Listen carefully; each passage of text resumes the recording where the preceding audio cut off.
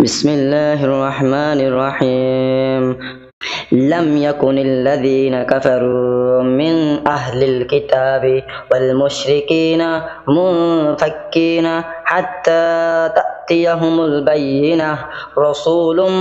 من الله يتلو صحفا مطهرة فيها كتب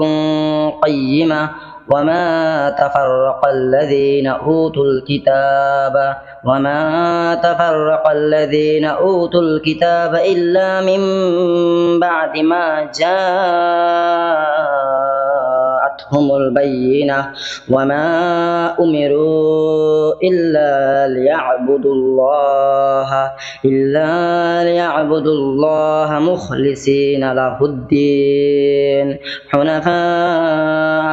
حنفاء ويقيمون الصلاة ويؤتوا الزكاة وذلك دين القيمة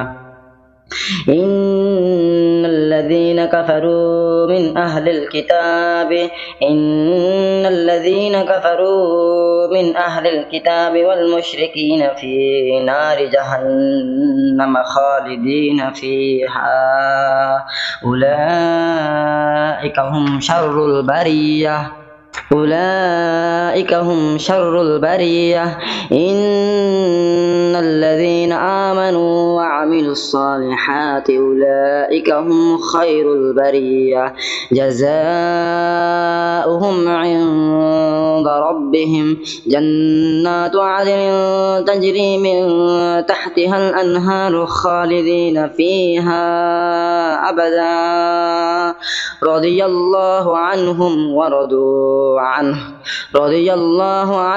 ورضوا عنه ذلك لمن خشي ربه